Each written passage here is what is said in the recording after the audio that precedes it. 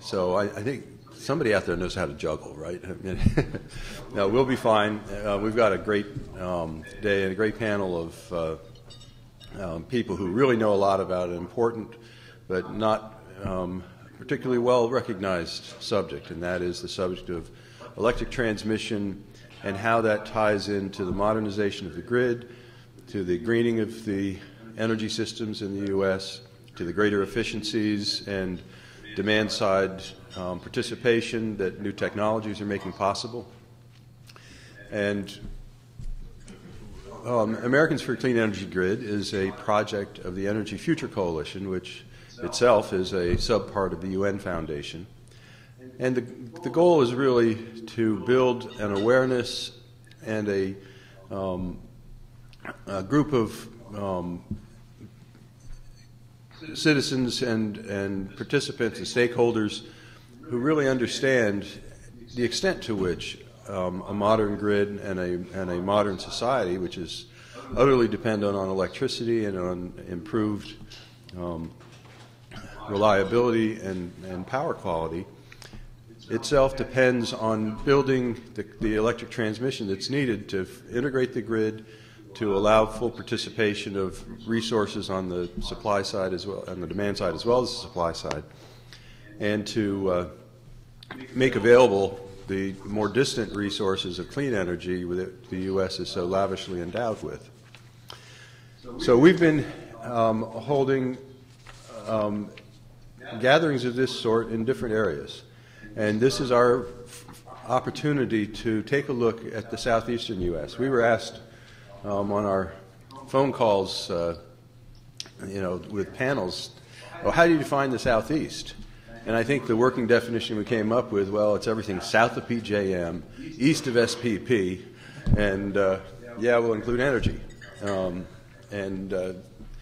that's sort of a working definition, but basically it is the region that, in particular, the TVA footprint, the Southern Company footprint, Duke Energy footprint, and east to the ocean and south to the Keys.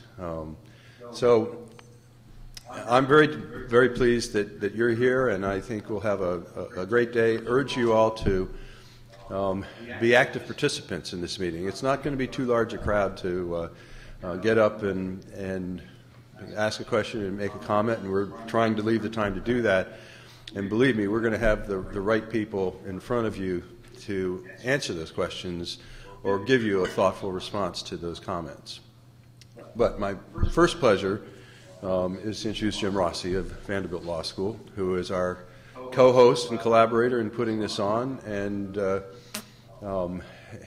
he's enabled us to have this lovely venue and wonderful chance to work on this together.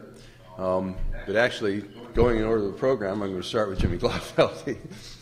And then, Jimmy, you get the honor of introducing Jim. I messed things up already. Okay. And so Jimmy's with Clean Line Energy Partners. I first met Jimmy in what would have been 2003, something like that. He was known as that young whippersnapper kid who worked in the White House and told everybody what energy policy was going to be all about. And everybody having met him said, no, he may be a whippersnapper, but he's nobody's kid. He really gets it, and he's a very significant player. He went to the Department of Energy and was the first head of the electricity office there.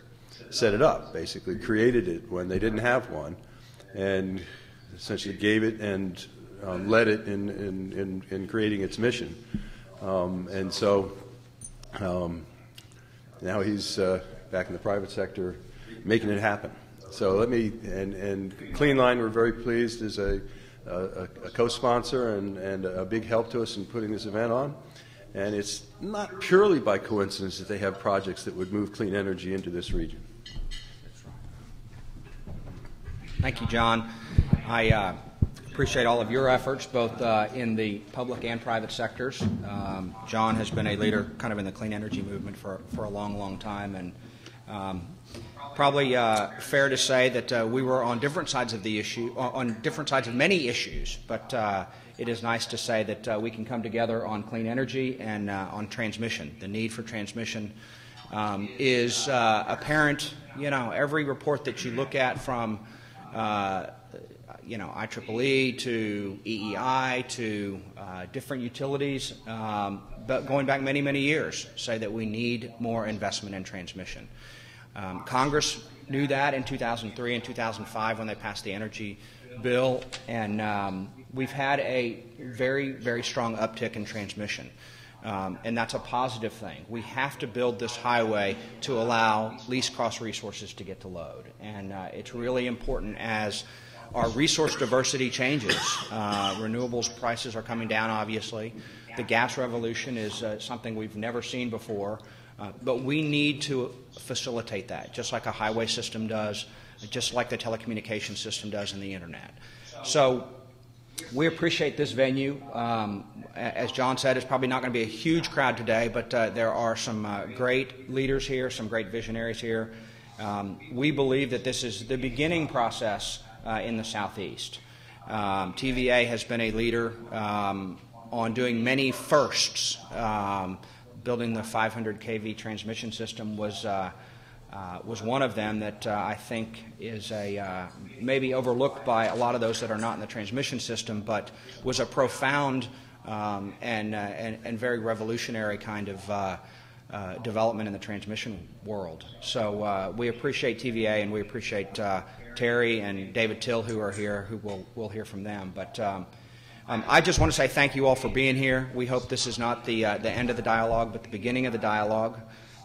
We do hope that you will come up and ask questions, whether it be during the breaks or during speakers. It's intended to be a day of facilitation and a day of discussion, as opposed to a day of lectures and teaching. So sit back, enjoy, ask questions, and learn a little bit. So thank you.